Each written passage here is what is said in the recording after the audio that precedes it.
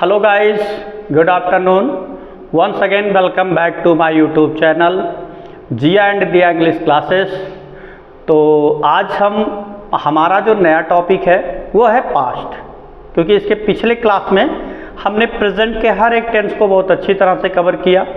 और प्रेजेंट हमारा जो चार टेंस हमारे प्रेजेंट के थे, present indefinite, present continuous, present perfect और प्रेजेंट परफेक्ट कंटिन्यूअस, इसको हमने step by step affirmative, negative, interrogative ऐसे करके अलग अलग करके पढ़ाया आपको।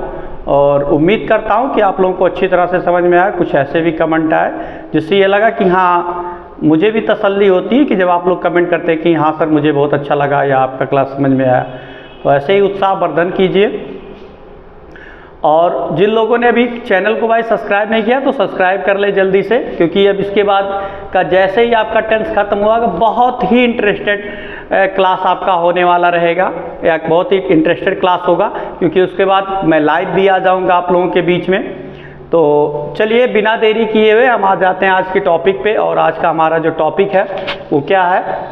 आज हमारा टॉपिक है, आज नया टेंस हम पढ़ेंगे, past indefinite tense. Past indefinite tense की जो हिंदी होती है होता है सामान्य भूतकाल। देखिए पास्ट में क्या होता है, अगर ऐसे हम अपने सामान्य भाषा की बात करें, जो कार्य हो चुका है, जैसे अभी आप कल की बातें करेंगे तो कल की बात मतलब जो आप कर चुके, जैसे कहे कि कल हम बस्ती गए थे तो क्या हुआ? पास्ट। जैसे कल हम बाइक खरीदे तो ये क्या हुआ? पास्ट। मतलब जो कार्य हो चुका है या बीत गया है उसी को हम पास्ट टेंस कहते हैं। अब इसमें भी कई कैटेगराइज किया गया, इसमें भी चार पार्ट हैं। तो इसमें हम पहले पार्ट को आज पढ़ेंगे। पहला हमारा जो पार्ट है वो पास्ट इंडेफिनिट टेंस है। पास्ट इंडेफिनिट की जो हिंदी होती है सामान्य भूतकाल। अब इसकी हम पहचान या परिभाषा को जान लेते हैं। क्या कह रहा है? जिस वाक्य के अंत में आपका क्या आ सकता है? ता था, ती थी, ते थे। अगर ता था, ती थी, ते थे नहीं आ रहा तो लास्ट में आपका चाहे गया आ सकता है या गई आ सकते हैं या फिर गए आ सकते हैं। अगर ये भी नहीं आ रहा तो या लिया, किया, दिया, खाया, पिया, सोया, जगा या आ एऊ की मात्रा पे क्या हो जाएगा? खत्म। ठीक है, यहाँ पे जब जाके खत्म हो जाएगा तब इसे हम कहेंगे, कौन सा टेंस कहेंगे भाई? इसे हम कहेंगे पास्ट इंडेफिनिट टेंस। क्या कहेंगे? Past indefinite tense. और आगे बढ़ते हैं। हमने कहा अफर्मेटिव सेंटेंस में अनुवाद करने का नियम। हमने ऐसा क्यों कहा कि अफर्मेटिव सेंटेंस में? क्योंकि अफर्मेटिव के रूल कुछ अलग होते हैं और नेगेटिव के रूल कुछ अलग होते हैं। क्योंकि उसके पहले वाले टेंस में जो आप पढ़ रहे थे वहाँ हेल्पिंग वर्ब के बाद नॉट लगा दीजिए, दोनों हो जाता था, तो उसमें कोई दिक्कत नहीं थी। इसमें ज़रूर कुछ चेंजिंग है, इसीलिए मैं इनको तोड़ के पढ़ा रहा हूँ ताकि आपको अच्छी तरह से समझ में आ जाए। अफर्मेटिव को अलग कर दिया, नेगेटिव को अलग कर दिया। आ जाते हैं, क्या कह रहा है? अफर्मेटिव में अनुवाद करने का नियम कह रहा है सबसे पहले हम कर्ता लिखते हैं। क्या लिखते हैं? कर्ता। कोई भी टेंस हो, अफर्मेटिव या नेगेटिव जब बनाएंगे सबसे पहले कर्ता लिखें। उसके तुरंत बाद कह रहा है इसमें मुख्य क्रिया की दूसरी अवस्था। क्या कह रहा है? मुख्य क्रिया की दूसरी अवस्था लिखकर कर्म व अन्य लिखते हैं। भैया इसमें अब और क्या हो रहा है? यहाँ नीचे देखिए कुछ और लिखा गया है। क्या लिखा गया? समझ लेते हैं, थोड़ा सा समझ लेते हैं क्या है। देखिए नोट पॉइंट में कुछ लिखा गया है कि पास्ट इंडेफिनिट के अफर्मेटिव सेंटेंस में कोई भी सहायक क्रिया का प्रयोग नहीं होता है। फिर से समझेंगे।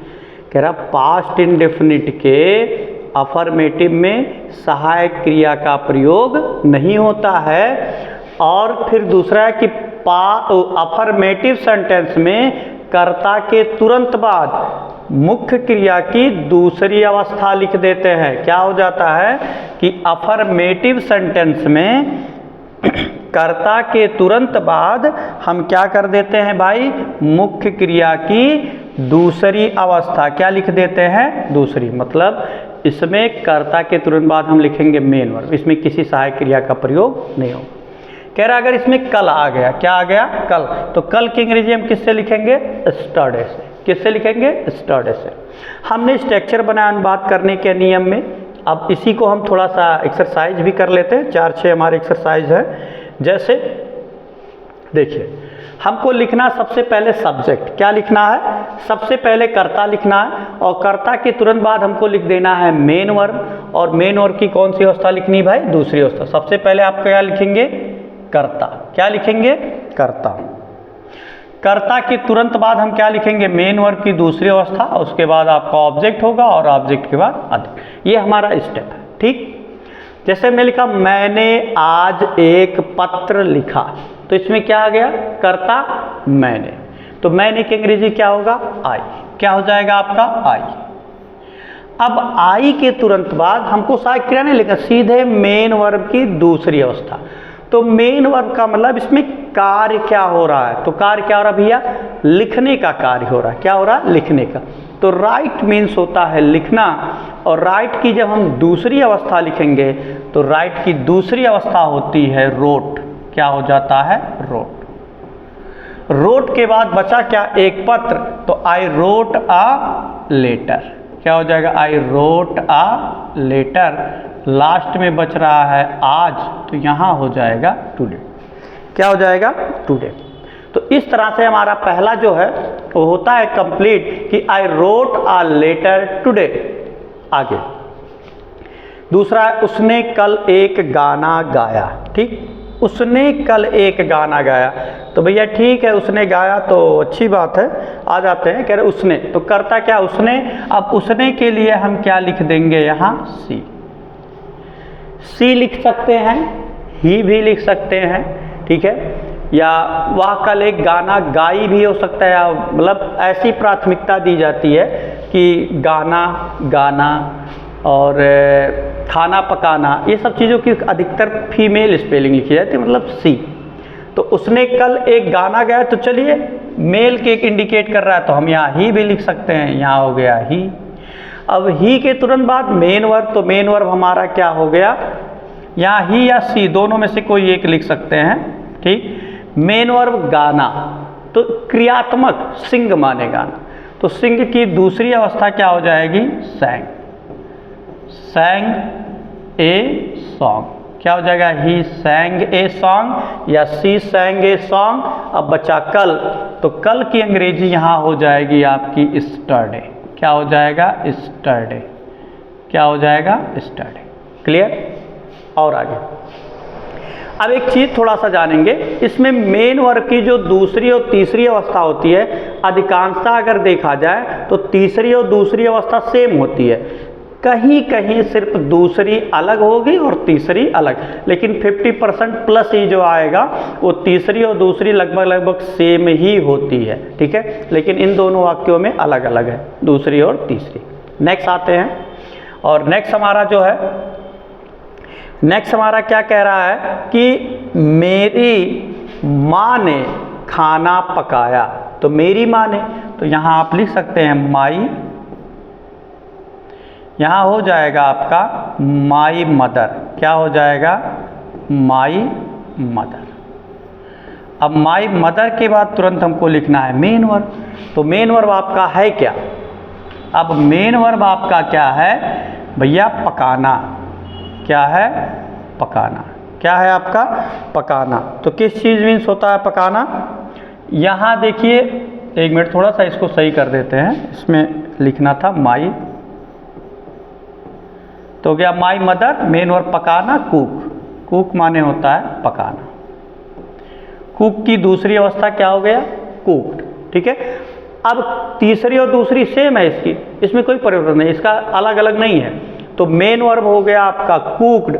अब बचा क्या, खाना, तो my mother cooked the food,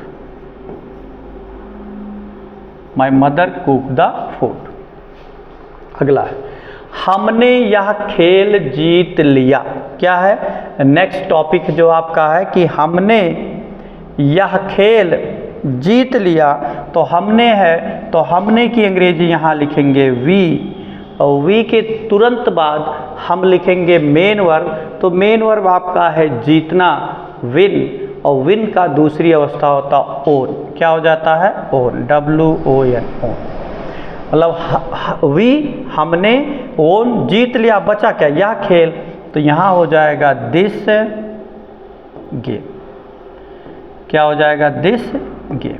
ठीक, नेक्स्ट, उसने मुझे बुलाया। क्या वाक्य है आपका, उसने मुझे बुलाया। तो उसने मुझे बुलाया, तो इसके लिए हम लिखेंगे, उसने है तो उसने के लिए हम लिख देंगे ही, और ही के तुरंत बाद हम लिख देंगे क्या, मेन वर्ब। तो मेन वर्ब बुलाना, तो कॉल, और कॉल की दूसरी अवस्था हो जाएगी कॉल्ड। अब किसे बुलाया, मुझे, तो यहाँ आपका क्या हो जाएगा भैया, him. He called him, sorry मुझे है तो यहाँ मुझे के लिए, सॉरी यहाँ मुझे के लिए हिम ना हो करके यहाँ हो जाएगा आपका मी। क्या हो जाएगा, मी। तो ही कॉल्ड मी। अगला, आपने उसे आज चाटा मारा। क्या है, नेक्स्ट टॉपिक है जो कि आज आपने या आपने उसे आज चाटा मारा। तो आपने की अंग्रेजी हमने कहा हमेशा लिखा जाता है यू। क्या हो जाएगा यहाँ, यू के तुरंत बाद हम लिखेंगे मेन वर्ब। तो मेन वर्ब है चाटा मारना, स्लैश, यस एल ए। जब हम दूसरी अवस्था लिखेंगे या तीसरी अवस्था तो ये डबल पी हो जाता है, नहीं तो एक सिंगल रहेगा तो हो जाए। तो यू स्लैप्ड, किसे मारा, उसे, तो यू स्लैप्ड हिम। क्या हो जाएगा, हिम। अब बचा क्या, उसे, सॉरी हो गया तो आज, तो आज के लिए यहाँ क्या लिख देंगे, टुडे।